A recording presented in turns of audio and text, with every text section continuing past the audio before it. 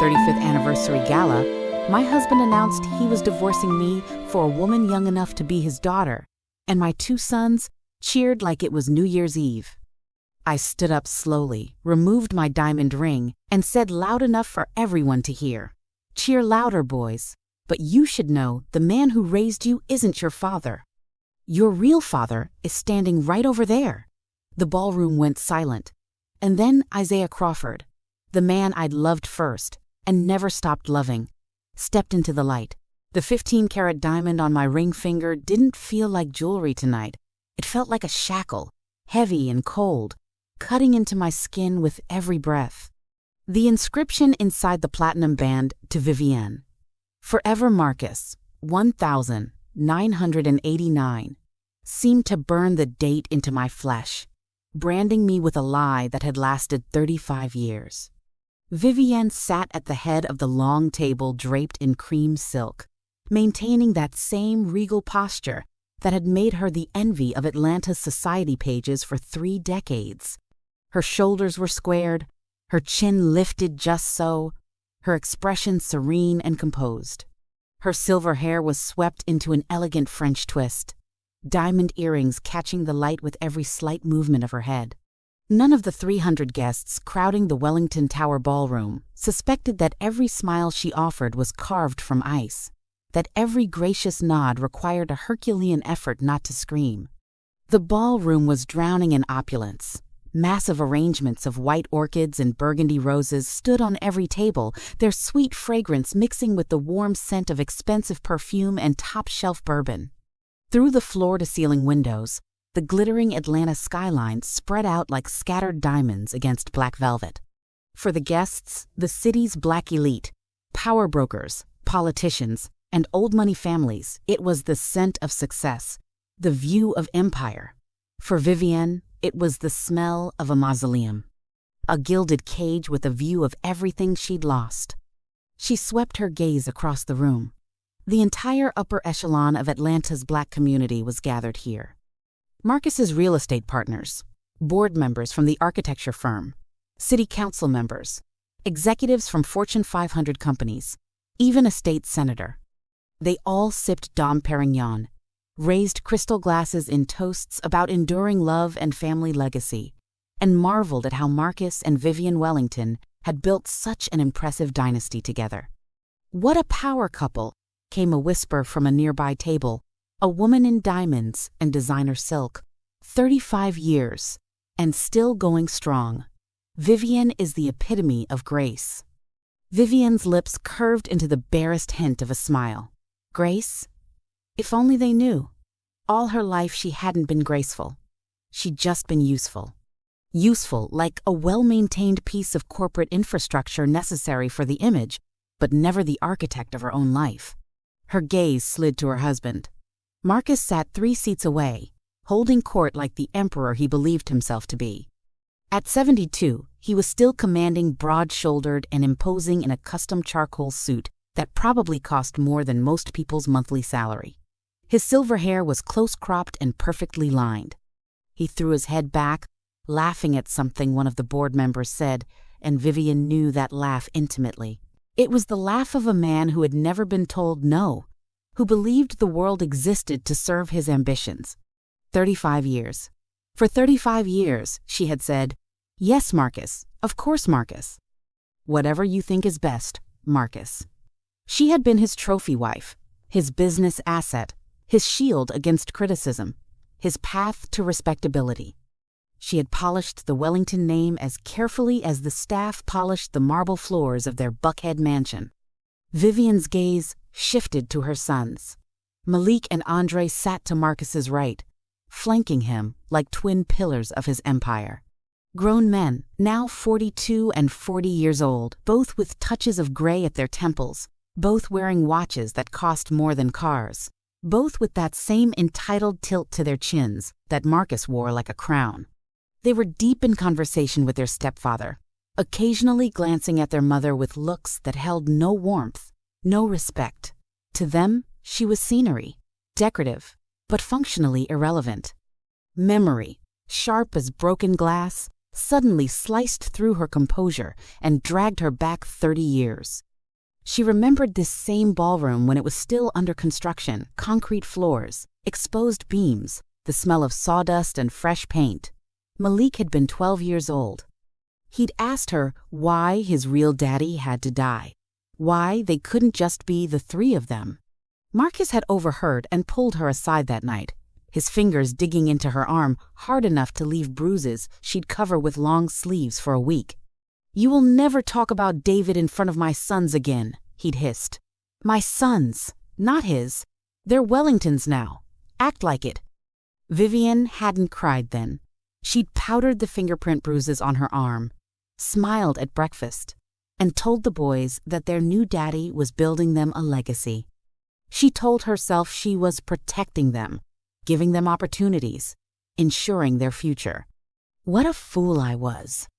Now, watching Malik pour himself another glass of cognac while Andre scrolled through his phone with barely concealed boredom, she understood with crystalline clarity she hadn't protected them. She'd sacrificed them. With her silence, with her compliance, with her desperate need for security, she had raised men who valued power over people, money over morality, status over substance. The string quartet on the elevated stage finished their piece, and an expectant hush fell over the ballroom. Waitstaff paused mid-service. Conversations died down to whispers. Everyone turned toward the head table. Champagne glasses ready for the toast. The anniversary couple's speech. The celebration of enduring love. Vivian felt something cold and heavy settle in her chest. She looked at Marcus and saw him exchange a glance with someone across the room, a young woman in a gold dress that hugged every curve, her dark skin glowing under the chandelier light. Crystal Monroe, his business partner. The woman was already smiling, anticipation bright in her eyes. And Vivian knew. She'd seen this expression on Marcus's face before. It was the look he wore when he was about to close a deal, fire an executive, acquire a competitor's company. It was the look of a predator circling wounded prey. Marcus stood, commanding the room with his presence alone. He lifted his champagne glass, and 300 people fell silent, waiting for his words. This was it. The trap was about to spring. And Vivian, for the first time in 35 years, felt something other than fear. She felt rage.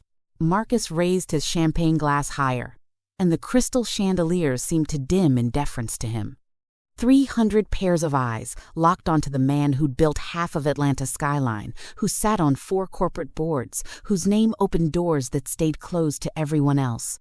Vivienne watched Malik lean over to Andre, whispering behind his hand.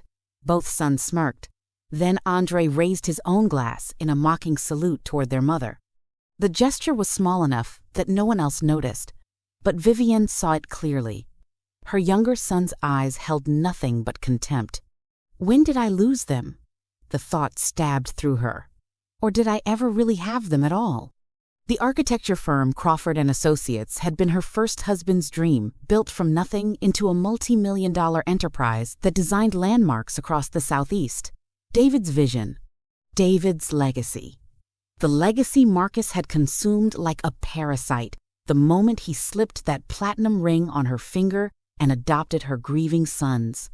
"Ladies and gentlemen," Marcus began, his voice smooth as aged whiskey.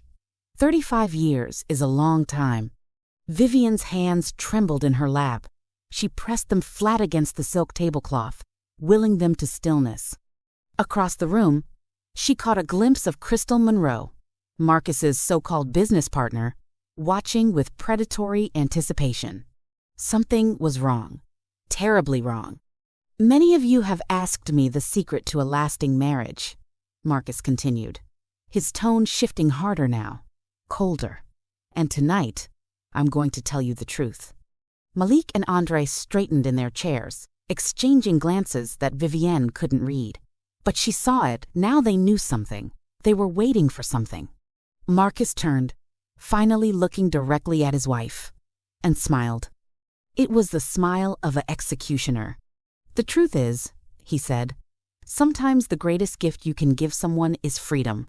After much reflection, Marcus continued, his voice carrying across the silent ballroom, I've realized that Vivienne and I have been living a lie. A comfortable lie, but a lie nonetheless. The crowd shifted uncomfortably. Confused murmurs rippled through the tables. So tonight, on what should be a celebration, I'm making an announcement. He paused, savoring the moment. I'm filing for divorce. The words detonated like a bomb. Gasps erupted. Someone's champagne glass shattered on the marble floor. Vivienne felt the blood drained from her face, her vision tunneling. But worse, so much worse, was what happened next. Malik stood first, clapping slowly. Then Andre joined him, and their applause grew louder, faster, punctuated by actual cheers. Finally, Malik called out, grinning. Dad's finally upgrading. Laughter cruel. Sharp laughter burst from Andre's throat. About time you traded in the old model, Pops. Marcus gestured toward the back of the room. Crystal Monroe rose from her seat, resplendent in gold, young and radiant and triumphant. She glided toward the head table like she owned it. Meet the future, Mrs. Wellington, Marcus announced, wrapping his arm around Crystal's waist. My partner in every sense of the word. The ballroom erupted, some in shock, others in uncomfortable applause, still others in barely concealed gossip. But Vivienne could only stare at her sons, these men she'd sacrificed everything for, celebrating her destruction. Andre leaned close, his breath hot against her ear. Now we can finally run the company without your constant emotional interference, Mother. Marcus and I have plans, big plans. And you're not part of them. Vivienne pushed back from the table so violently her chair toppled. She couldn't breathe, couldn't think. She stumbled toward the balcony doors, her vision blurring. Behind her, she heard Malik's voice, loud and mocking. Don't worry, everyone. She's always been dramatic. The night air hit her face as she burst onto the balcony and froze. Someone was already there, standing in the shadows, waiting. Vivienne gripped the balcony railing, Atlanta's skyline blurring through her tears. Somewhere out there, among those gleaming towers, was the Crawford building, David's first major project. The foundation of everything they'd built together. 1989. The heart attack. 42 years old and gone in an instant. She remembered Isaiah at the funeral, David's best friend and business partner, his face carved with grief that mirrored her own. She remembered the way he'd held her sons when they cried, the way he'd promised to help her keep the firm running, the way his hand lingered on hers just a moment too long. And then Marcus. Aggressive, confident Marcus, appearing at her door 3 months later with flowers and promises. Those boys need a father figure. Vivienne, you can't run a multi-million-dollar firm alone. Let me help you. Let me take care of everything. She'd chosen safety, chosen status, chosen the lie. And Isaiah, gentle, faithful Isaiah, had stepped aside without a fight, disappearing from her life completely. Voices drifted from the adjacent balcony, male voices. Her sons. Once we get her declared incompetent, Malik was saying, we can move fast. Marcus has the psychiatrist lined up. 2 evaluations, and we'll have conservatorship. The firm will finally be ours, Andre added. No more board seats for sentimental reasons. We'll gut that old guard, restructure, and... Vivienne's hand flew to her mouth, stifling a gasp. A reflection appeared in the balcony's glass door behind her. A man, tall and silver-haired, standing in the shadows of the ballroom. Not a waiter, not a guest, she recognized. She turned slowly. Isaiah Crawford stepped into the light, his dark eyes filled with 3 decades of unspoken words. Hello, Vivienne, he said quietly. I think it's time we talked about the truth. Vivienne walked back into that ballroom a different woman. Her spine was steel, her jaw set, her eyes blazing with 35 years of suppressed fury. The conversations died as she crossed the floor, guests parting like water before a ship. Marcus stood with Crystal plastered to his side, smug satisfaction radiating from every pore. Malik and Andre flanked them, the new power structure already forming. Vivienne stopped at the head table. Her hands didn't shake as she twisted the 15-carat ring off her finger, the ring that had branded her as property for 3.5 decades. She placed it on the white tablecloth with a sharp click that echoed in the silence. "Cheer louder, boys," she said, her voice cutting through the ballroom like a blade. "But you should know, the man who raised you isn't your father. Your real father has been watching this circus from the back of the room." 300 people gasped as one. Malik's face drained of color. "What?" Vivienne turned, her gaze finding the shadows near the entrance. "Isaiah, come here. Let them see." Isaiah Crawford stepped into the light. At 70, he was distinguished silver beard, deep brown skin, shoulders still broad from a lifetime of hands-on architectural work. He wore a simple black suit, no flash, no pretense. Just quiet, devastating presence. The resemblance hit like a physical blow. Those same deep-set brown eyes, that same strong jawline, that same wide-shouldered build that Marcus, for all his money, had never possessed. An older woman at a nearby table stood abruptly. "My God, Isaiah? I thought you'd left Atlanta decades ago." "I never left," Isaiah said quietly, his eyes on Vivienne. "I've been here the whole time, waiting." Marcus's face twisted into something ugly, and then he started laughing. "Oh, Vivienne," he said, "you beautiful fool. You think this is a revelation?"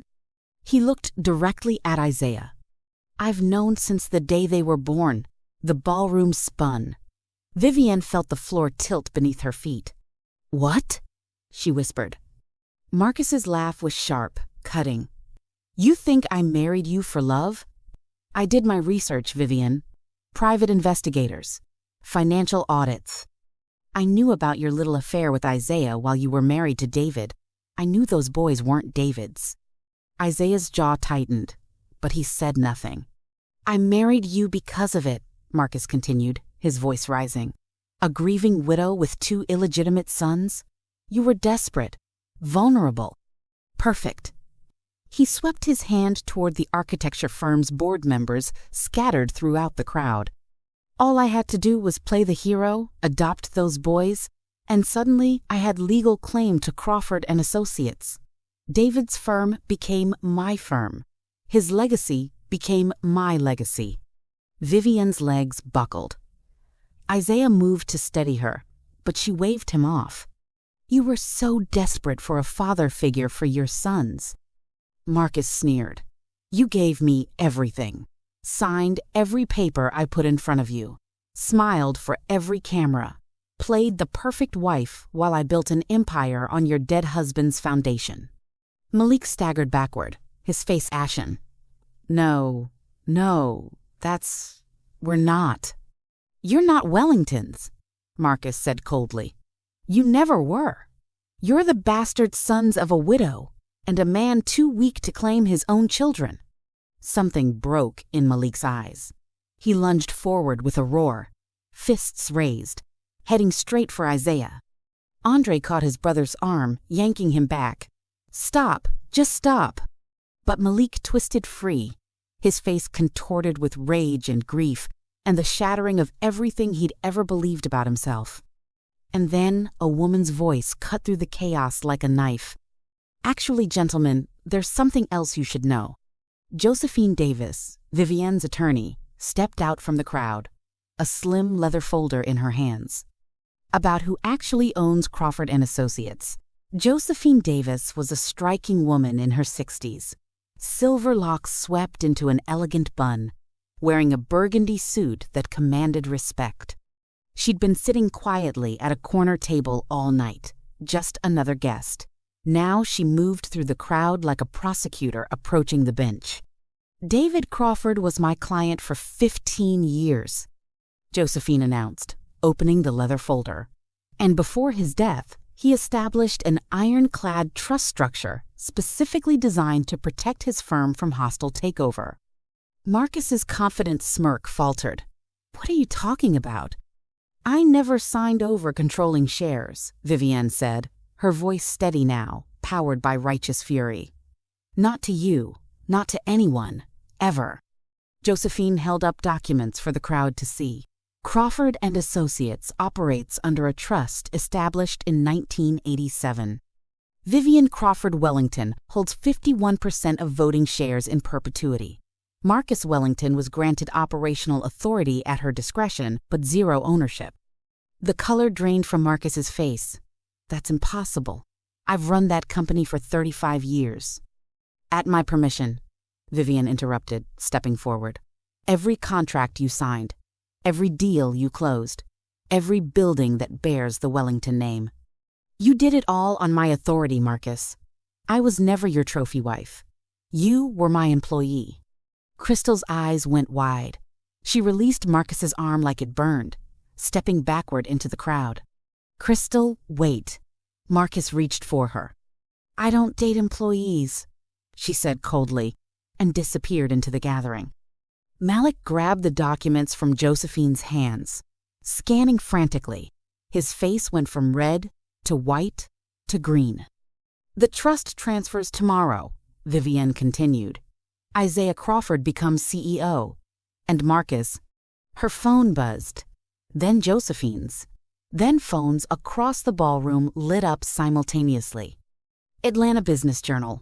Breaking news. Marcus's hand trembled as he read his own screen. Then he looked at Vivienne with pure murder in his eyes. Marcus grabbed Vivienne's wrist, dragging her toward the hallway. Malik and Andre followed, Josephine close behind. Guests watched in horrified fascination as Atlanta's power couple imploded in real time. "We can fix this," Marcus hissed, slamming the executive suite door. "A statement. Joint ownership. There's nothing to fix," Vivienne said. "The transfer executed at 9 a.m. this morning. Isaiah Crawford is CEO of Crawford & Crawford Architecture." She paused. "Yes. I renamed it. My late husband's legacy restored." "You can't. That's our inheritance," Malik shouted, lunging forward. "We're your sons. Adopted or not, we have legal rights."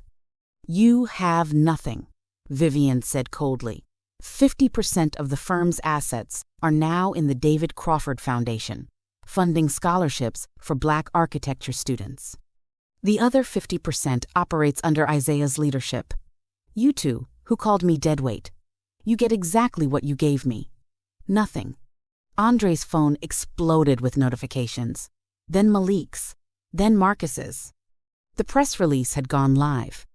Wellington real estate mogul's 35-year fraud exposed. Andre read aloud, his voice cracking. "Secret paternity, corporate theft, conspiracy too." He stopped, face gray. "Mom, they're saying we tried to institutionalize you." "Because you did," Vivienne said. "I have recordings, emails, everything." Marcus's phone rang. Then again. Then continuously board members, investors, partners, all calling at once. "My reputation," Marcus whispered. "You've destroyed everything." The suite door burst open. 2 men in suits, federal badges gleaming. "Marcus Wellington? FBI. You're under arrest for wire fraud, embezzlement, and conspiracy to commit elder abuse." Vivienne smiled. "Did I mention I've been cooperating with federal investigators for 6 months?" "Vivienne, please." Marcus's voice cracked as federal agents cuffed his wrists. "We can work this out. Share control. I'll give you anything." "You have nothing left to give," she said flatly. Malik dropped to his knees, actually begging. "Mom, please. We're your sons. Your family. You can't just—" "You called me deadweight," Vivienne said. "You planned to lock me away in an institution. You cheered at my humiliation." She looked down at him without pity. "You stopped being my sons the moment you chose him over me." Andre's grief transformed into rage. "You vindictive bitch. We'll sue. We'll fight this. You'll die alone and miserable. The embezzlement charges alone carry 20 years, Josephine interrupted calmly. Your stepfather has been siphoning funds from the firm for a decade, Mrs. Wellington provided all the evidence. She nodded to the agents. There's also the matter of the fraud scheme involving the pension fund. Marcus went pale. How did you... I've always been smarter than you gave me credit for, Vivian said. Security guards appeared, surrounding Malik and Andre. Gentlemen, you need to leave, now. This isn't over, Malik screamed as they dragged him toward the elevator. You hear me? This isn't... The elevator doors closed, swallowing his threats. Silence fell. Isaiah stood in the corner, patient as always. He stepped forward slowly, stopping a respectful distance away. I waited 35 years, he said quietly. I can wait as long as you need, Vivian. She looked at him, really looked at him, for the first time in decades. Then her phone rang. 6 months later, Vivian stood in the renovated Crawford & Crawford offices, watching the sunrise paint Atlanta's skyline gold. The firm's new logo, her late husband's original design, gleamed on the glass doors behind her. Isaiah appeared with 2 cups of coffee, setting one on her desk. They worked side by side now, rebuilding what David had started. Not lovers, not yet, but something honest, something real.